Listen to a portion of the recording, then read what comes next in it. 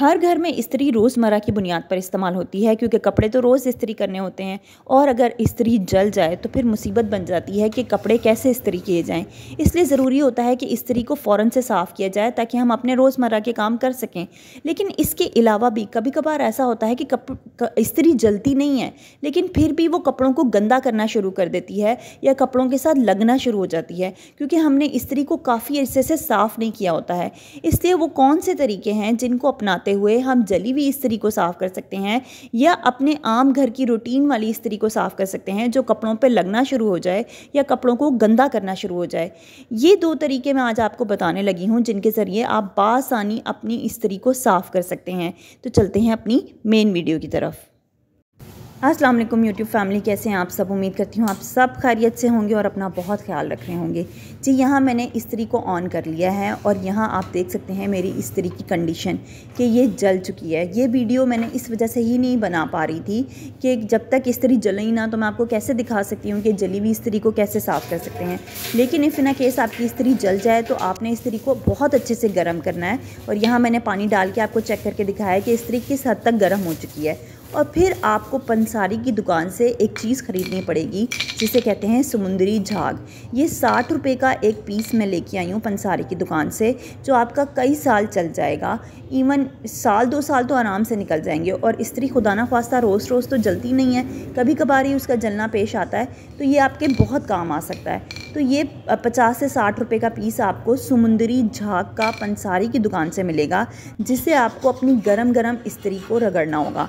एक यहाँ पे एहतियाती तदाबीर आपको करनी होगी कि इस्त्री को रगड़ने से पहले आपने उसका स्विच ऑफ कर देना है। यानी कि ऐसा ना हो कि इस्त्री जल रही हो और आप उसे रगड़ना शुरू हो जाएं। पहले आपने स्विच ऑफ करना और उसके बाद इस्त्री को रगड़ना शुरू करना है इस समुंदरी झाग से। मैं आपको समुंदरी झाग से इस्त्री को साफ़ करने का तरीका इसलिए बता रही हूँ क्योंकि जब इस्त्री बहुत ज़्यादा जल जाए ना तो वो पेस्ट से साफ़ नहीं होती है। और एक और तरीका जो मैं आपको आगे चल के बताऊंगी वो उस तरीके से भी साफ़ नहीं होती है। इसलिए ज़रूरी होता है कि आपको समुंदरी झाग पंसारी की दुकान से ख़रीद के लानी पड़ेगी और जिस जिस एरिए पे समुंदरी झाग रगड़ के काली होती जाएगी ना, वो जगह आपको साफ़ करनी होगी और फिर दोबारा से उसे रगड़ना शुरू होगा। ये अमल आपको हार्डली 5 से 7 मिनट करना होगा और आपकी इस्त्री साफ़ हो जाएगी। लेकिन अगर आप चाह रहे हैं कि आप इसे पेस्ट से साफ़ कर लें या ब्रश से साफ़ कर लें तो वो साफ़ नहीं हो पाएगी। इसलिए गरम गरम इस्त्री को आपने उसका स्विच ऑफ करके समुंदरी झाग से साफ़ करना है और 5 से 7 मिनट में आपकी ये इस्त्री साफ़ हो जाएगी। अब चलते हैं अपने दूसरे तरीके की तरफ। यानी कि आम औकात में हमारी इस्त्री जलती नहीं है, लेकिन वो इस हद तक गंदी हो चुकी होती है कि जब हम उस गरम गरम इस्त्री को अपने कपड़ों पे रखें ना तो वो उस जगह स्पॉट्स छोड़ना शुरू कर देती है, हल्के हल्के, या काला करना शुरू कर देती है वाइट कपड़ों को। तो क्योंकि हम इस्त्री को रोज़मर्रा की बुनियाद पर साफ़ नहीं कर रहे होते तो हमें चाहिए होता है कि हम महीने या 2 महीने बाद उसे साफ़ कर लें। वो क्या तरीका है कि किस तरीके से हम बासानी उसे साफ़ कर सकते हैं, वो तो बहुत ही आसान तरीका है और बड़ी आसानी से आप अपने घर में कर सकते हैं।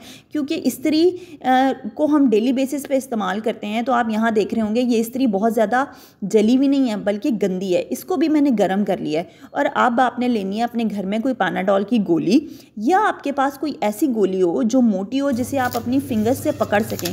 क्योंकि जब ये इस्त्री बहुत गर्म हो जाएगी तो मैं इसका स्विच ऑफ करके जब उसको इस्तेमाल करूँगी ना तो आपके हाथ जलने का ख़तरा होगा। इसलिए आपने बहुत ध्यान से ये अमल करना है।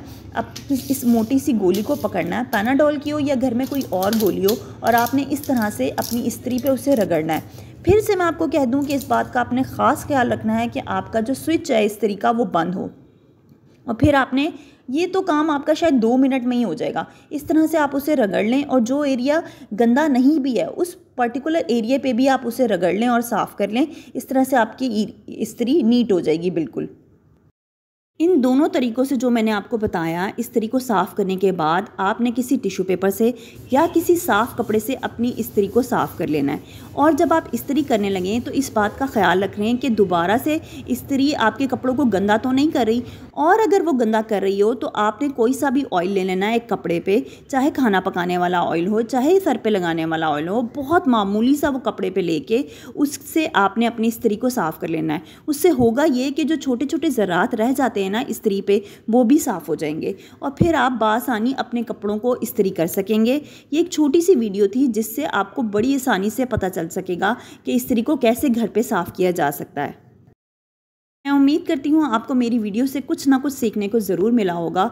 अगर आपको कोई भी हेल्प मिली हो तो प्लीज़ वीडियो को लाइक कीजिएगा, चैनल को सब्सक्राइब कीजिएगा और ये वीडियो आगे भी शेयर कीजिएगा। अब मुझे दीजिए इजाज़त। इंशाल्लाह आपसे नेक्स्ट वीडियो में मुलाकात होती है। अपना बहुत ख्याल रखिएगा। Take care. अल्लाह हाफ़िज़।